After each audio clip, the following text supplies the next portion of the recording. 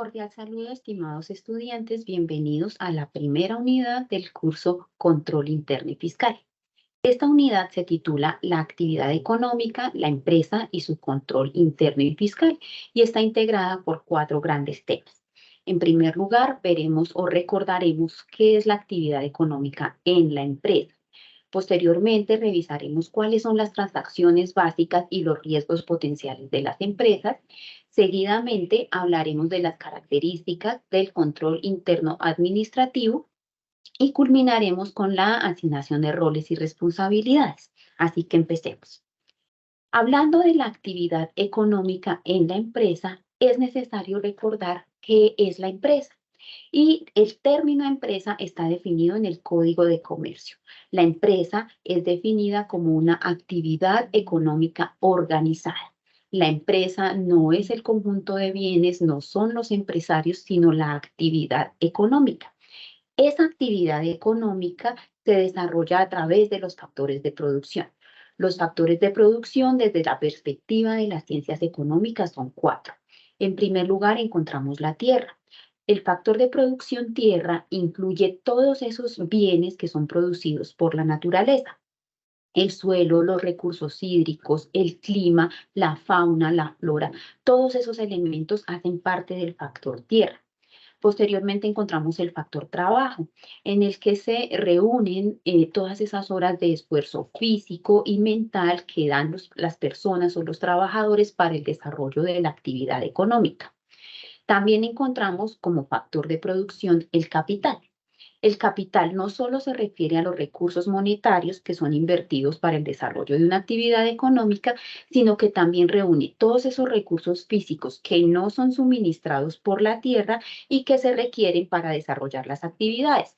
La infraestructura, la maquinaria, todo eso hace parte del capital. Y recientemente ha sido incluido como factor de producción la capacidad empresarial, que se refiere al riesgo que asumen los empresarios de disponer sus recursos para el desarrollo de una actividad económica y esa capacidad gerencial, sin la cual sería imposible desarrollar esas actividades. Estos factores de producción atienden las necesidades económicas que tiene toda la sociedad. Las necesidades económicas han sido agrupadas en 3 bloques grandes. Las necesidades biológicas que tienen que ver con el alimento, el hábitat, la habitación, las necesidades sociales ya relacionadas con educación, salud y finalmente necesidades de tercer nivel, que son las necesidades culturales relacionadas de pronto con recreación o incluso con el lujo. Estas necesidades son atendidas por las actividades económicas que son la empresa, utilizando los factores de producción. Bien, todas esas actividades económicas o empresas se desarrollan a través de un conjunto de transacciones que podrían ser comunes para todo tipo de empresa. Entonces, vamos a hablar de transacciones y riesgos potenciales. Hablando de transacciones, ¿qué transacciones se desarrollan en la mayoría o en todas las empresas? Hablamos de transacciones de tesorería, que tiene que ver con el manejo cotidiano del efectivo, del dinero. ¿Qué se hace con el dinero día a día, con el capital de trabajo, con esos recursos con los que dispone la empresa para desarrollar sus misiones? Posteriormente encontramos transacciones relacionadas con adquisición y pago. Todas las empresas o actividades económicas requieren adquirir insumos y pagarlos, adquirir servicios y pagarlos. También encontramos transacciones relacionadas con transformación.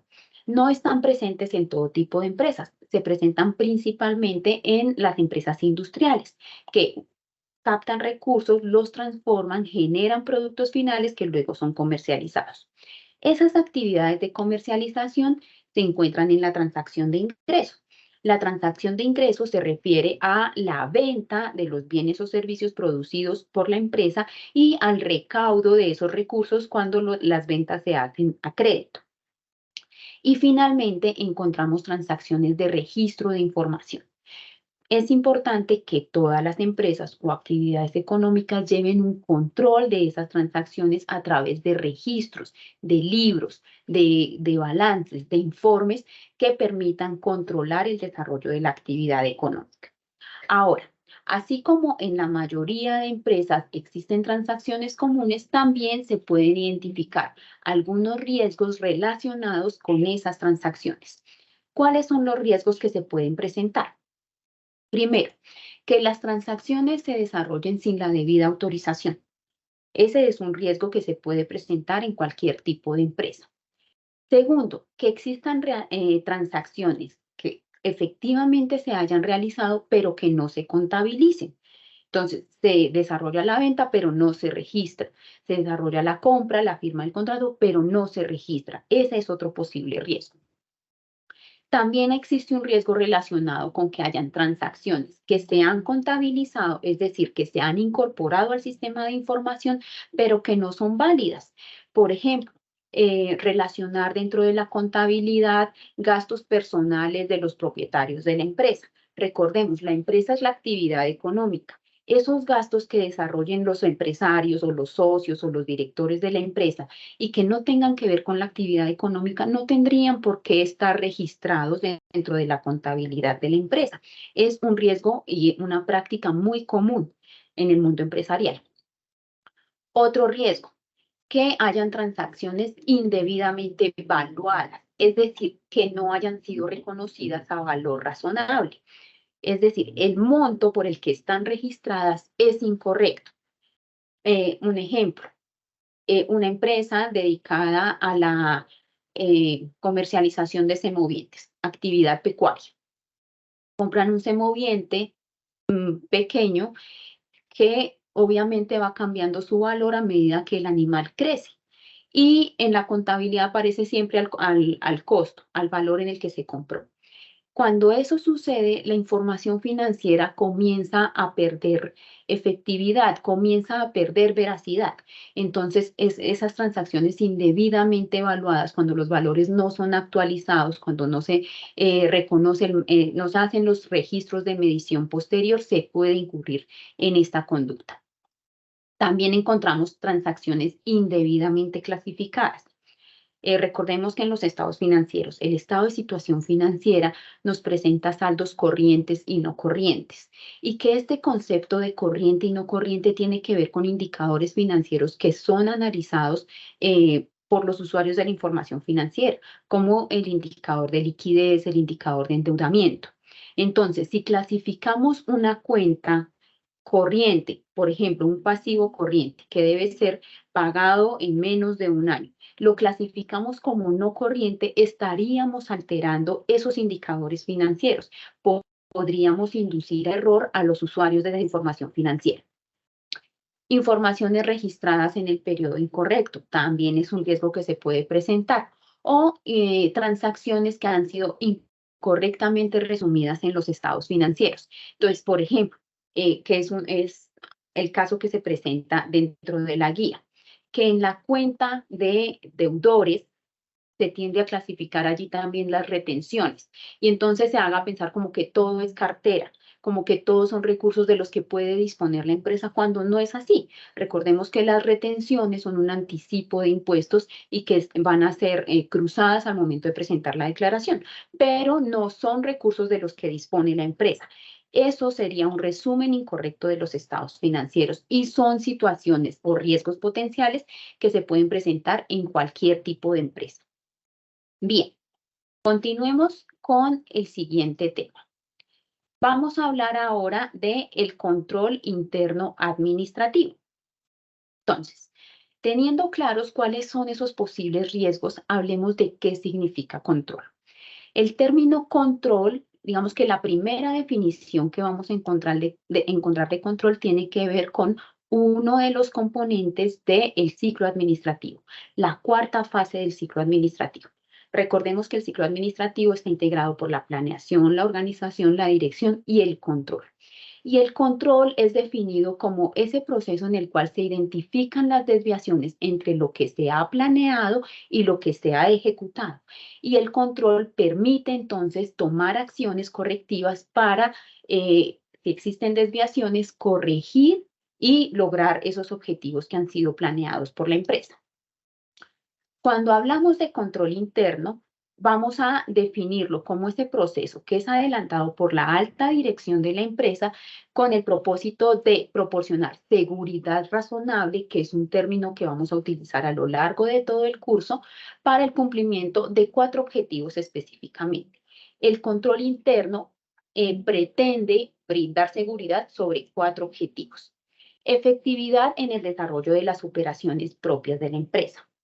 Cumplimiento de normas internas o externas de la empresa. Confiabilidad de la información financiera y la salvaguarda de los activos que posee la empresa. Bien, dentro de ese control interno administrativo subyace el control interno contable. Cuando hablamos de control y de control interno, estamos refiriéndonos principalmente a una función administrativa, pero como nos damos cuenta, existen algunos de los objetivos que tienen que ver con la información contable. Por eso también se habla de control interno contable. El control interno contable tiene que ver con esos dos últimos objetivos, la confiabilidad en la información financiera y la salvaguarda de activos. ¿A qué se refiere la confiabilidad en la información financiera?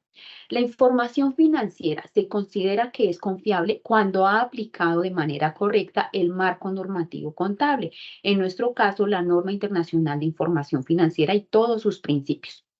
Además, se considera que es confiable si es suficiente y pertinente, es decir, si se ha registrado la totalidad de las operaciones, es íntegra y además se presenta de manera oportuna para la toma de decisiones por parte de los usuarios de la información financiera.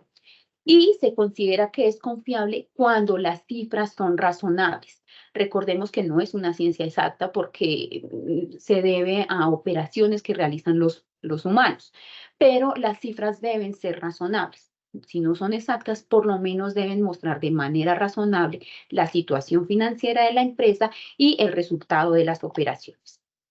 Ahora, cuando hablamos de salvaguarda de activos, estamos refiriéndonos a las fases de una transacción.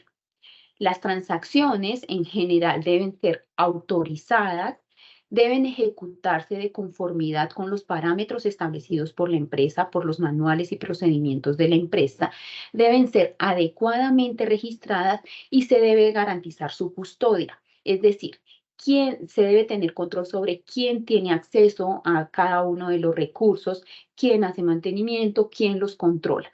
De esa manera se salvaguardan los activos de la empresa. Listo. Y finalmente, en nuestro curso vamos a hablar de los roles y responsabilidades. Es un tema bastante corto y realmente lo que tenemos que aprender y tener presente durante todo el curso es que el control interno es iniciativa y responsabilidad de la alta dirección de la empresa. El control interno, si bien participan todos los funcionarios de la empresa, no es responsabilidad del jefe de control interno, no es responsabilidad del revisor fiscal, no es responsabilidad de los entes de control. El control interno es una responsabilidad de la alta dirección de la empresa. Es la alta dirección quien debe tener la iniciativa de diseñar el sistema de control y garantizar su cumplimiento.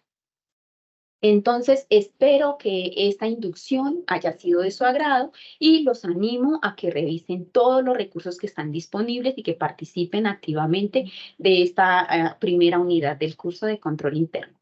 Les envío un saludo especial.